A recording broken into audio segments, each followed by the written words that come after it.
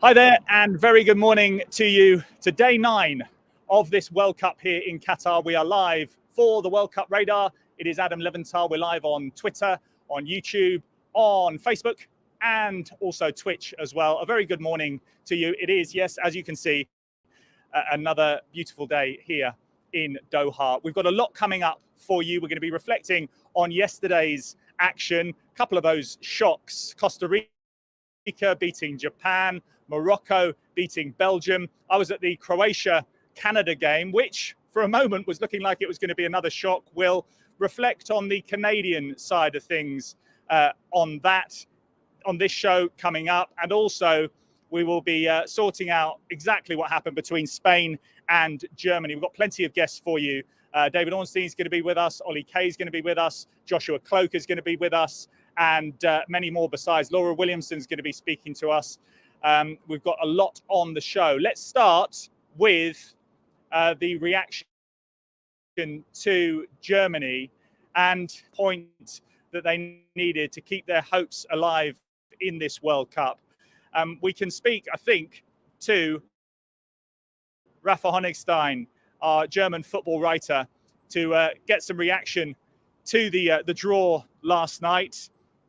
Let's just wait until Rafa clicks into gear. There he is. A very good morning to you, Rafa. So they got there. Just your reaction. Relief, I think, the same as the players.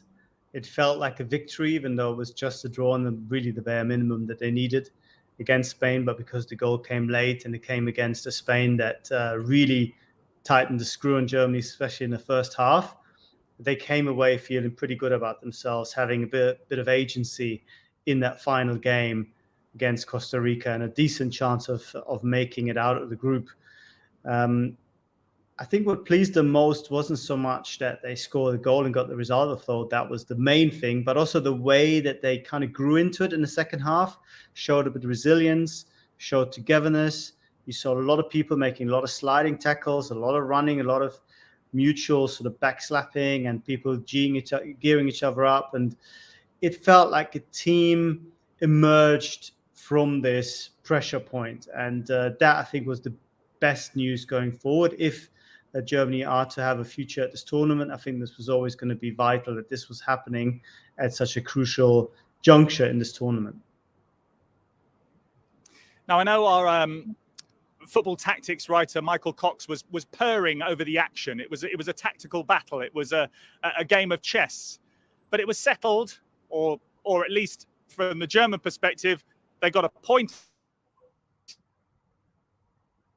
out of it because they stuck a big guy on. They got it in the mixer, and Nicholas delivered. Few hero in this journey, is he? He's definitely the big hero last night. Niklas Füllkrug, such a late bloomer, was still playing second division football a year ago, scoring goals against Holstein Kiel on the 27th of November 2021. I don't think they quite put it in the mixer. I think they didn't lose their way of playing, but they just had an end product. They just had somebody who has presence in the box, has the ability to make that little run, great finish, pure instinct kicking in, as he told us afterwards, in the mix zone. So didn't think about things, just knew what he had to do. And the kind of body took care of it because it's in his nature as a striker, perhaps more so than those other players that Germany have in those positions without him. And I think Hansi Flick has no option but to actually play him from the start against Costa Rica, when Germany, of course, need to win and ideally need to win by 2 goals, because then they are safe. Even if Japan draw, a Japan win would make things very complicated, and Germany probably have to score 7 goals, which might be even beyond his particular powers. And just a final question: is there the feeling now that can spark something that is a little bit more long term in this tournament, or does it feel like a little bit of a sticking plaster? I think it's neither that nor the other. I think people are careful not to get carried away, because we were in a similar situation in 2018 when they won the second game against Sweden in the last minute. You'll remember that Toni Kroos free kick, and everyone thought, okay, fine, Germany are back, everything's going to be okay. And then it lost against South Korea Again, a game they should have never lost. So I think we'll have to wait for them to actually qualify with a degree of comfort and style for them to then really start looking forward to the knockout stages. This was just the first step towards a bit of redemption and staving off what would have been a disaster, getting knocked out in the group stage. But I don't think anyone's really getting carried away. I love the line from Phil Crook, who said afterwards, well, I scored goals before. This wasn't my most important goals. I will score again later. He seemed to really downplay it. But I think that's probably the right way of looking at it, because Germany haven't achieved anything just yet. Yeah, no, he's a good addition. I know Jack Pitt-Brook is purring over the man, and he's ready to watch him long term in this tournament. He's got his fingers crossed for Germany. I know that much. Rafa, thank you very much indeed for joining us. Appreciate your time. As always, read the thoughts of Rafa Honigstein on The Athletic, of course. During our chat with Rafa, I was joined very, very smoothly. I think you did very well. I'm a rookie at this. I want to show better than Canada did. I want to show that we belong on this stage, Literally, you do belong on this stage. It's not the most secure of stages, but here. I haven't been eating a lot here in Qatar, so I feel okay in that regard. This is Joshua Cloak, who covers Canada for The Athletic. And we were both at the game yesterday between Croatia and Canada. And Canada started so well. Scored after how many seconds was it? 67. 68 is probably the official count, but in Canada, we would prefer it 67. Obviously, 1867, the year of our president. But no, you're right. It looked for a few minutes like this was going to be Canada's day. It looked for a minute like the team was going to do what they set out to do, which was be kind of giant killers.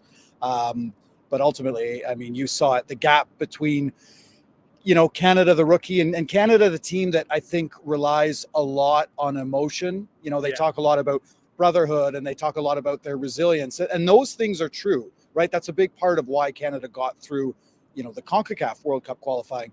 But I think what we saw against Croatia was the gap between, Canada, the team that relies on emotion, and Croatia, the team that has the kind of tactical know-how that the Canada just doesn't have. Like, that gap is just too wide right now. That gap probably would have existed even if John Herdman hadn't have said what he said prior to the game. If you missed it, he said that after the game against Belgium that Canada were going to go and F Croatia. That wound up the Croatians just a tiny, weeny little bit. And we saw on the pitch, they were all in for the victory, weren't they? It was probably a little bit misguided. It would be a lesson learned for John Herdman, won't it? Yeah, I think those two words are probably going to be the ghost that rattles around in John Herdman's closet for a long time now. Look, I mean that. John Herdman is an incredible manager. Yeah. We need to say that. John Herdman, what he has done to this Canadian men's national team in terms of creating a culture, getting players to buy in, literally boots on the ground, fundraising for an organization that doesn't have a lot of money. And no person is more important to this team's turnaround than John Herdman. But, as they say, with great power comes great responsibility. And in a strange, heated moment of passion, John Herdman is a man that plans everything to a T. That's one of his hallmarks. But he let his emotions get the best of him in that moment. And I have no problem with him saying that to the team, but to say that to the media just puts a target on your back. And look, Kramerich after the game said, it was clear who effed whom. And you could see it, especially after Croatia scored their first goal. Multiple players ran right to John Herdman and were celebrating right in his face. Canada didn't need that. Canada didn't need any more adversity than they were up against. But to me, this is just another example of that kind of emotion getting the best of the team when perhaps a little more tactical know-how, which is going to take time, that probably would have benefited them in the long run. Josh, I know you've got to head off to go and see the Canadians train. I'm sure they will be, a little bit downbeat today. Obviously, they are out of the World Cup. They've got their final game, but they did get that goal. So in terms of setting history benchmarks, it's something they can take away from this tournament, certainly. Oh, absolutely. I think Canada needed that moment you can put on a postage stamp. Canada needed that moment that can be played, time and time again, and can literally show, young people in the sport, this is why you play the game. This is the possibilities. You can go to a World Cup, score a goal. And fitting that it was Alphonso Davies, right? Fitting that it was, the Canadian men's best team or best player ever. And just an incredible display of athleticism. I think we all know Alphonso Davies' story. He's a refugee to Canada. And I genuinely hope that, the Canadian Soccer Association, us as media, we take that moment and we showcase it to, refugees and people of color in Canada to showcase this is what can be possible if you play the sport in Canada. Because, the sport is still very much in a growth stage, but you need those kind of benchmark moments to say, these are the high water marks. This is what you can attain to, and here's what's possible. Joshua, thank you very much for coming up onto our pristine, love it, beautiful roof terrace. To get my backpack there? Is this... we will make it back. It's like the riddle with the corn and the chicken, and you have to cross over a couple of times, but we will sort it out for you. Right, if you head down that way, thank you very much indeed. So Josh is heading down there. Just a little reminder for you what we've got coming up. Oliver Kay is going to be making his way up onto the stage very, very shortly indeed. We'll be speaking to David Ornstein. Laura Williamson's going to be looking ahead to today's fixtures. Ollie, up you come. We've also got your radar pick for the day. It's a team effort here on The Athletic. Ollie, great to see you. Yeah, I think, I've made it. Just in case. Don't look down. Yeah, exactly. And don't step back. You're high up. Yeah. Ollie was at the Belgium game yesterday, which we were thinking, it was a little bit dicey against Canada, but they got their victory. They'll come through this. They'll build in this tournament. Not so. Morocco were brilliant. Belgium were downbeat, and you've written about them on The Athletic today. It just didn't go to plan, did it? And it hasn't looked like going to plan for Belgium. No, and you go back to what Kevin De Bruyne said in an interview which was recorded, well, the interview took place before the tournament, but it was only released at the weekend, published at the weekend, and he said in that he felt Belgium had no chance because they were too old. And he's looking at, he's only 31, he's still at the peak of his powers, but he's got teammates like Vertonghen and Alderweireld, Eden Hazard, Axel Witsel, who are older and also on nowhere near the level that they were 3 or 4 years ago. So I think that prophecy has come to pass, really. Yesterday looked nothing like the team that gave a really good account of themselves at the last World Cup.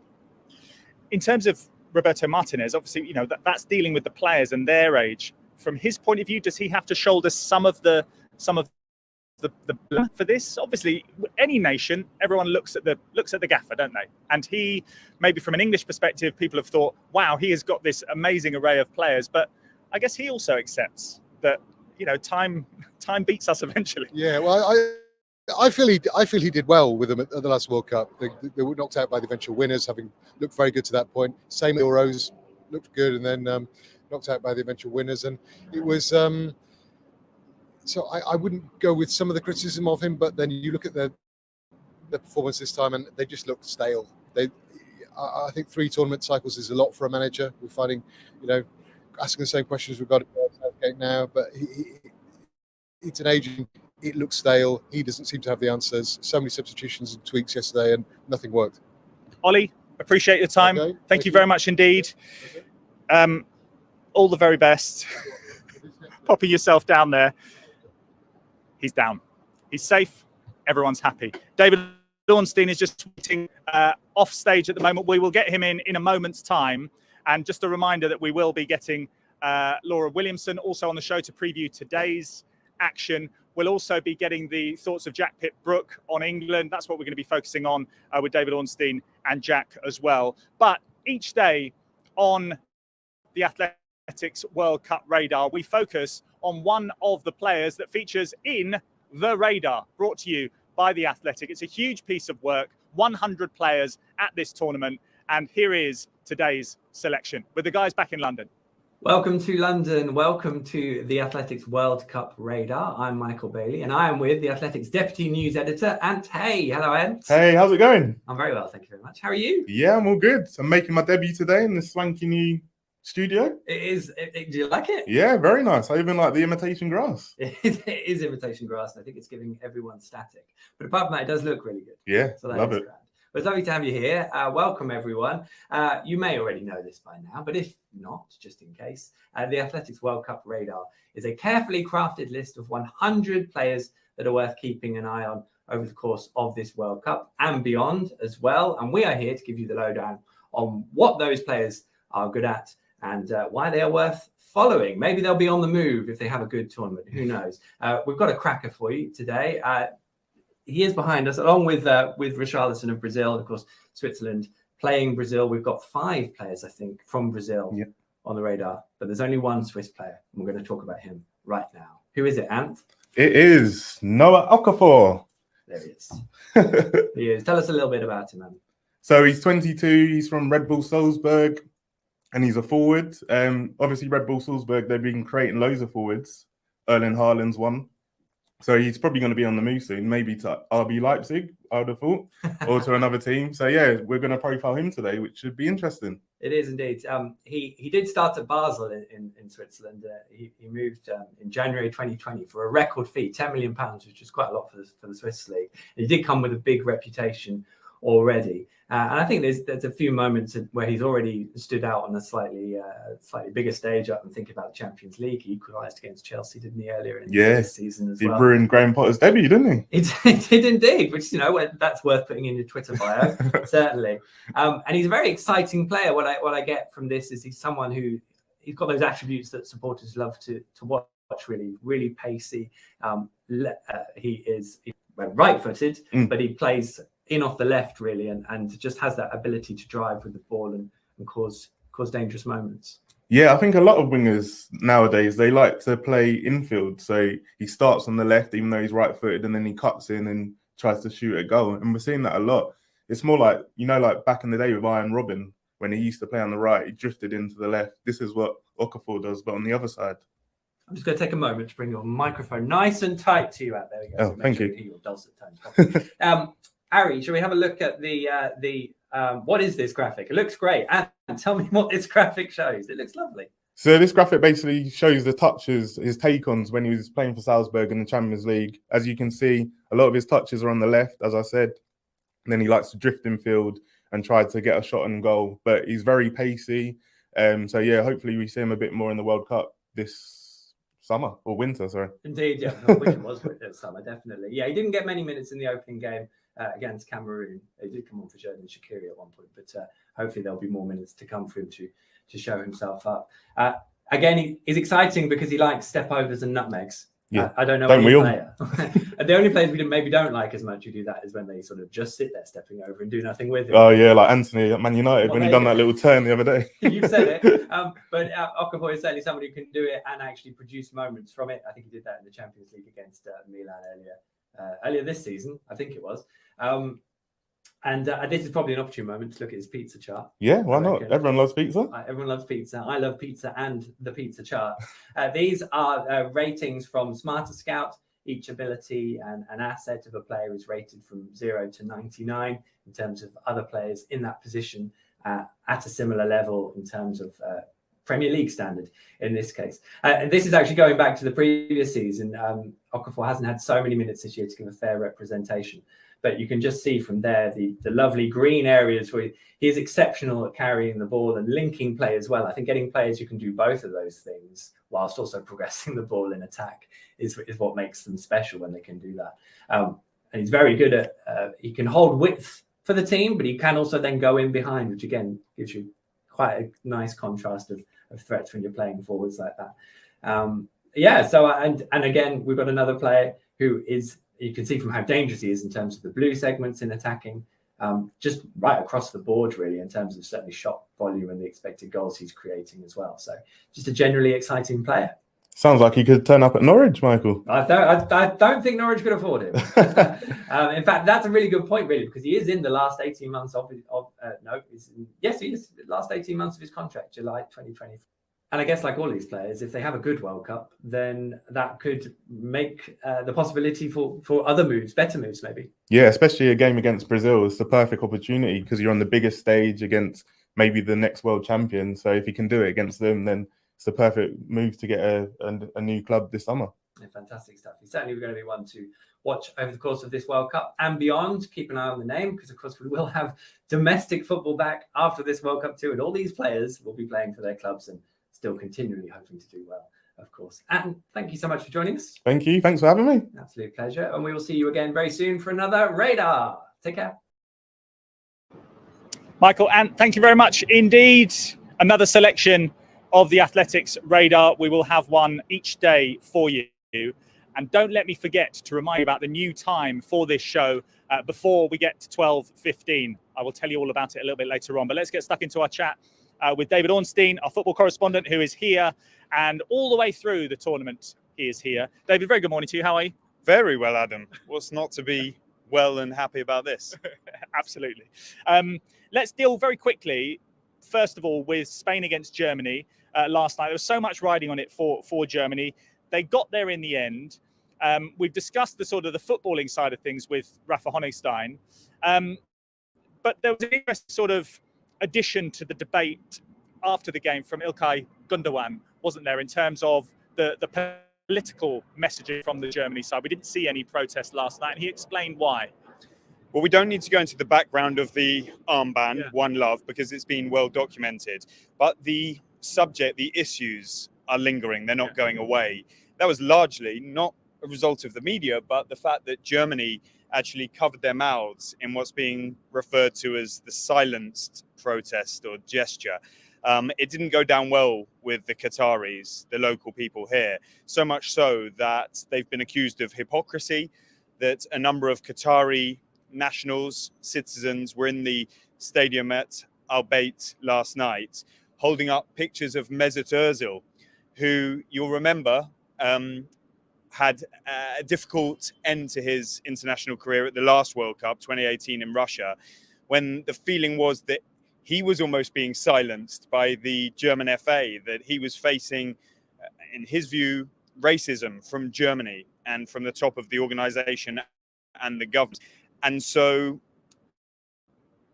the locals here were suggesting that it's double standards, that Germany are now saying they're being silenced when they're trying to show the One Love armband and champion human rights and their various causes. So in this first match, Germany covered their mouths as they did the team photograph before kickoff. That was against Japan. There was a controversy after that, even people saying it took their attention away from the football. They lost that match in a quite shocking fashion. But for this match against Spain, there was no covering of the mouth, no protest at all, despite Germany being very strong on this subject. And so I spoke to İlkay Gündoğan in the mix zone after the match. I was with a number of other journalists who were keen to discuss this issue. And fair play to İlkay, he fronted up, he answered the questions. And he said that he felt a number of players in the Germany camp, he didn't say all of them, he said some players were mad at FIFA. They were angry about what they felt was a restriction on their own freedom of speech. And so they performed. But after that, in his view, the politics finished. And that's why now he wants to focus on the football. He was praising of Qatar. He said they're proud to be hosting the World Cup. The Muslim world is proud to be hosting its first ever World Cup. And he, as a man of a Muslim family, is proud to be here and taking part in it. And he wants now everybody to focus on football and to celebrate the sport as opposed to the wider controversies. Now, that has produced a divided reaction, but fair play to him for speaking so openly. And you can read what he said on The Athletic, or I've posted a link to it on Twitter. And it's interesting because obviously we continue to report on the broader issues on The Athletic, but there was always a fear, or there was always an expectation that when the football did start, that this was going to happen, that the players were going to get bored of talking about the politics. The managers were going to get bored of it. Perhaps even the media were going to get bored of it. So it's quite interesting to hear it actually happen and actually being vocalized by a player. But that's ultimately the aim, isn't it? For those, perhaps for FIFA, they'll be happy with hearing things like that. For example, for some of the Qataris, they will be happy with that sort of stance from a player. Well, I think Ilkay Gundogan, in his mind, will have won on both stances because he addressed the issue, but he also would have played into the hands of FIFA by saying we're focused on the football. The only ones who've criticised him in the reaction I've seen are those who feel the protest should be continuing and that he's turned his back on the protests. I actually commend him for being balanced. It's a really difficult situation for the players out here. Thilo Kehrer, who plays for West Ham, the right back for Germany last night, he fronted up to my questions about it as well.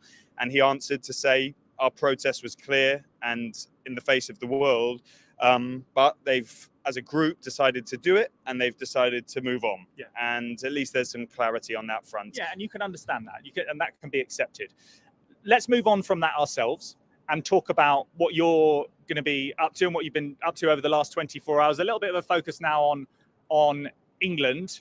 Let me just quickly switch over to a different camera for a moment.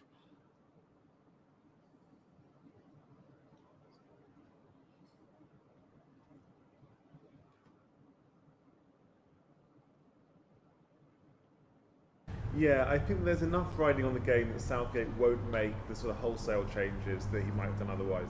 So I'm sure you remember 4 years ago, England won their first 2 games. They played Belgium in the 3rd game. Southgate made 8 changes, basically because he wanted to make sure that everybody in the squad had got a run out over the course of the group stages, just for the purposes of squad management, as he put it. He wants everyone to feel included in a big part of what England are trying to do.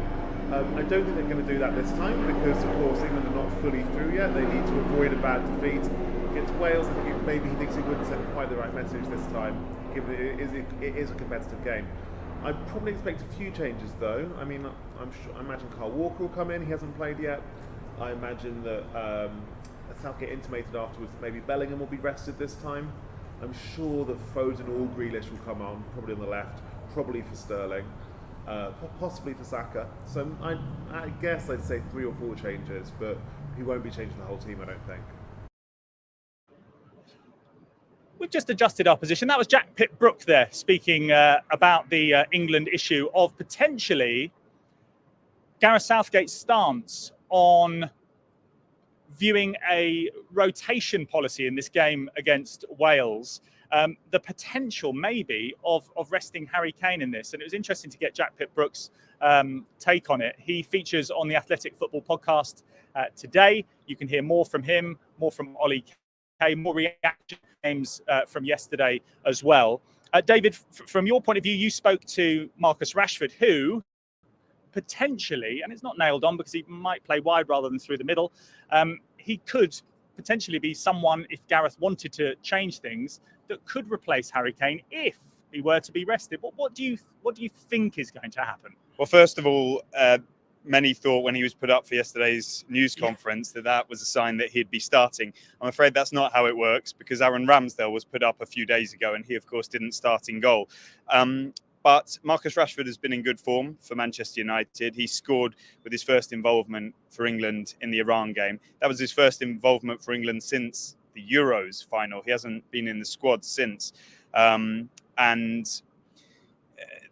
There is a bit of a debate among supporters and media. Would it be Callum Wilson who's the go-to man if Kane doesn't start, or would it be Marcus Rashford playing through the middle? Rashford actually said to us yesterday that he's most effective coming in off the left or even the right. He didn't mention through the middle, even though I've actually been most impressed by him through the middle. The sense I get, having covered England at a number of tournaments now and Gareth Southgate, is that if Harry Kane is fit, he's going to start. And we can debate it all we like. Happy to be proved wrong. But I think it may be a team that sees some changes. We could see a Phil Foden come in, for example. I don't know, for a Mason Mount or a Bukayo Saka. But beyond that, do you see many changes? Defensively, not really. There may be a shout for Kyle Walker at some point, but that would be in a back 5. And I don't think they're going to switch to a back 5 at this stage.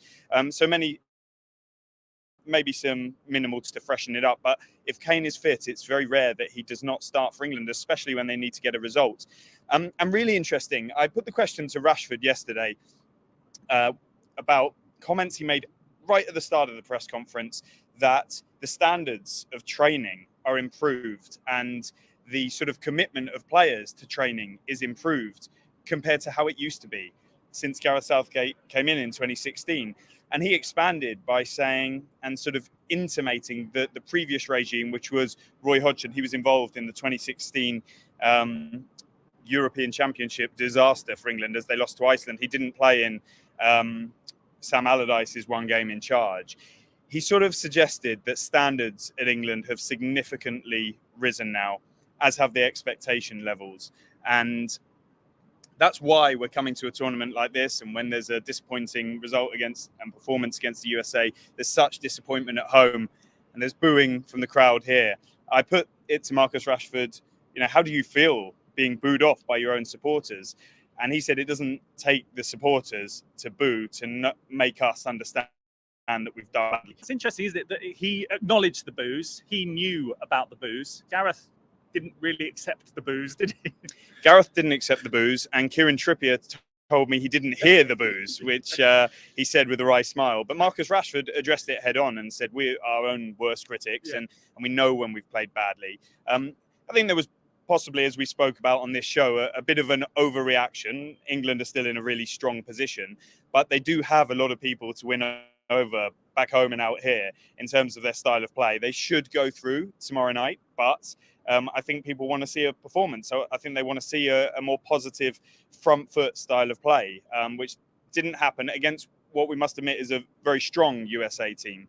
And if England are going to challenge against some of the teams who are starting to show their strength, France winning twice, Brazil looking like the real deal, even if Neymar's injured, Messi pulling Argentina through, you've got Germany fighting back into their marker down early doors, then England really needs to step it up. And there are a few concerns at the moment. Rashford was rational enough to say, look, we understand we're the best when we win and we're the worst when we lose.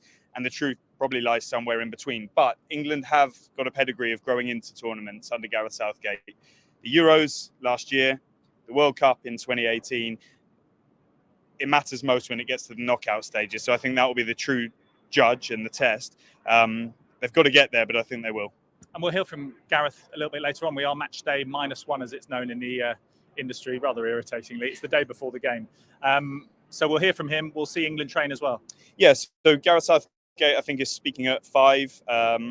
I'm not sure if that's UK time or over here, but they're training at 3 p.m. UK time here. Maybe he's speaking at 7 p.m. local time, 5 in the UK. 3 p.m. local time they'll train. We'll get to see 15 minutes of that in front of our eyes. So I'll be down there and keep across the Athletic for updates on who's training, who's not, what condition they're looking in. Wales actually trained just before at 1:30 local time. I've got my time differences wrong today. I've done a 2-hour difference instead of 3. So Wales are training at 1:30 local time, England at 3. Wales, it's their final session. They're going to have to throw absolutely everything at England to try and get through. So I'll see how they're looking as well and what their fitness state is. And then I'll get down stadium that people may be able to see in the background. 974, and that's for the... You can now. Yeah, that's for the Brazil against Switzerland match. Should be really interesting in its own right. David, thank you very much indeed. Pleasure. Right, we're going to negotiate a difficult little manoeuvre here. David, you head yourself off there. If only you could see the sort of stuff that we do here. Right, I'm just going to pop that there. I'm just going to take you over here, magically, like this. Right, what we're going to do is now bring in one of our main people here in Doha, and that is Laura Williamson, who is going to be joining us very, very shortly indeed, just to have a chat and a preview ahead of today's action, which starts off with, it's a lot of fun, this. It starts off with, Laura, hello, how are you? Hello, well, how are you? Yes, I'm fine. I think my arm is going to get quite tired by the end of our chat. So let's see. I'm not sure. I might need to call into... call in your arm, yes, at some point. Right, so let's get stuck into today's action at the World Cup. We've got the final day of 4 games because we then switch, don't we? We do indeed. We've got one of our intrepid reporters, Matthew Slater, trying to cover all 4 of them in a day. Has he nailed that down? Is that He going to has. happen? It's sorted. He's off. Okay. He's got his Metro pass, and he's fit and ready, raring to go. So he's going to do a bit in the press box, a bit in the VIP areas, a bit mixing with fans, and just to see actually if it's possible to cover 4 World Cup games in a day, which is quite exciting.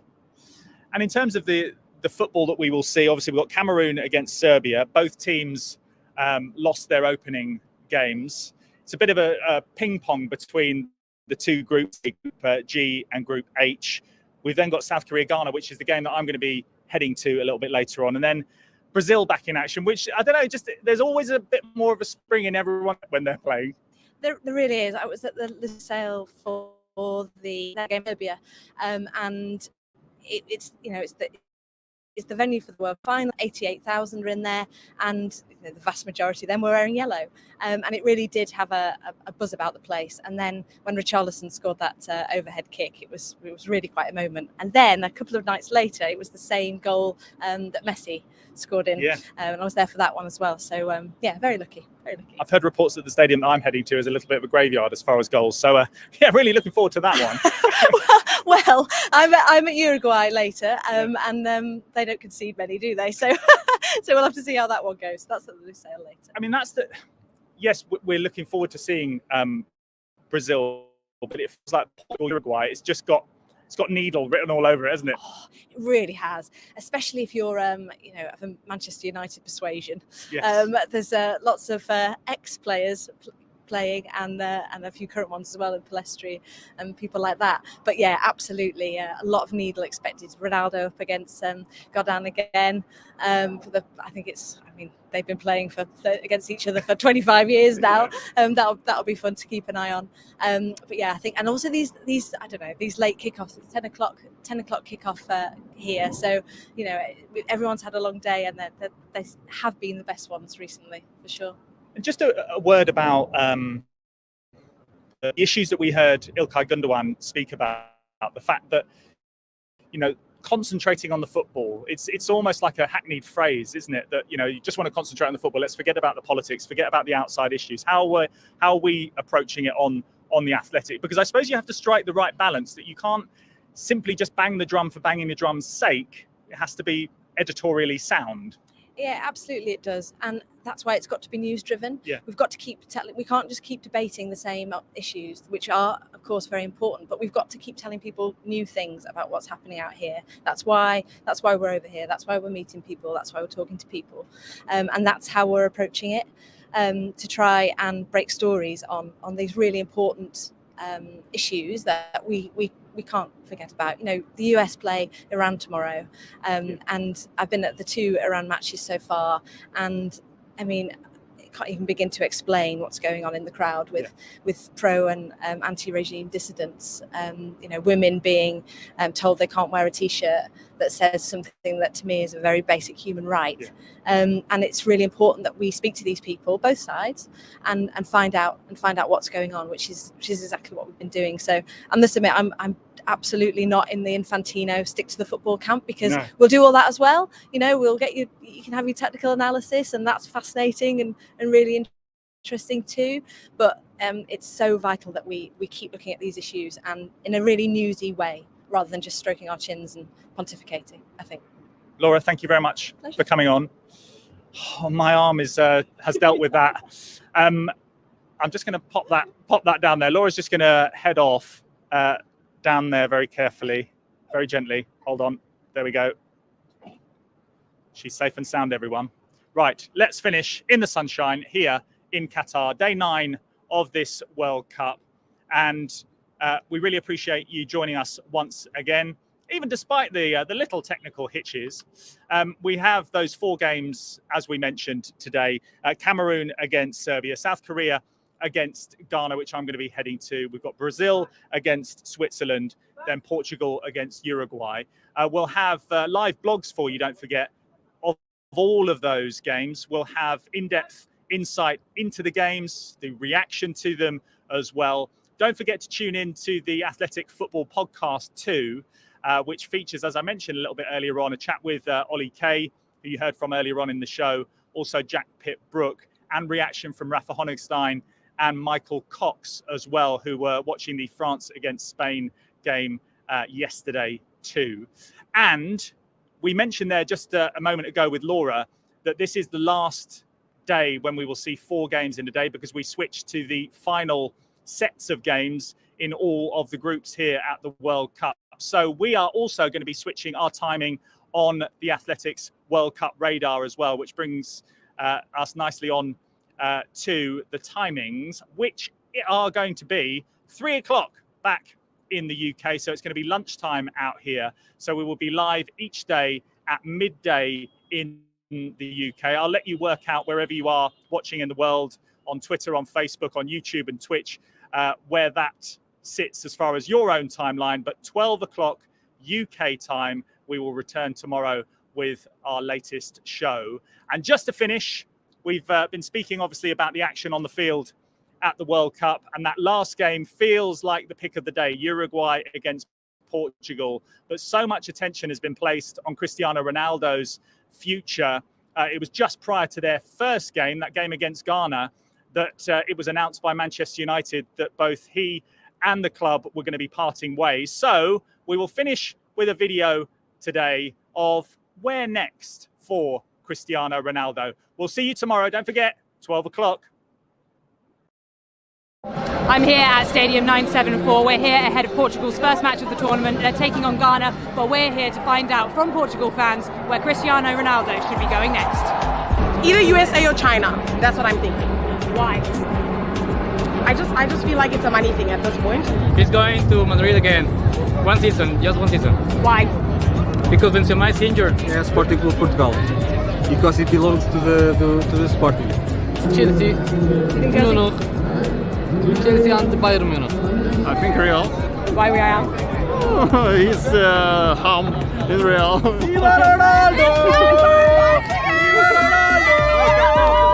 All of us need to, or want to return to our home country, of course. But I don't think he will come to Portugal, honestly. Why not? I think it's not time yet for him. He wants a different experience, and the rumors now, I think we heard that he's going to Saudi Arabia. Yeah, I would love to see him play on Real Madrid again. The people of Spain love him. I think he should just go end off his career in the USA. They'll love him over there. They'll give him a good send-off and just end off his career in a nice way. You know, that's what I think, yeah. Yeah, I don't know, but I wish him all the best. I love this guy. I just want to see him, you know? You're here for Ronaldo. Yeah.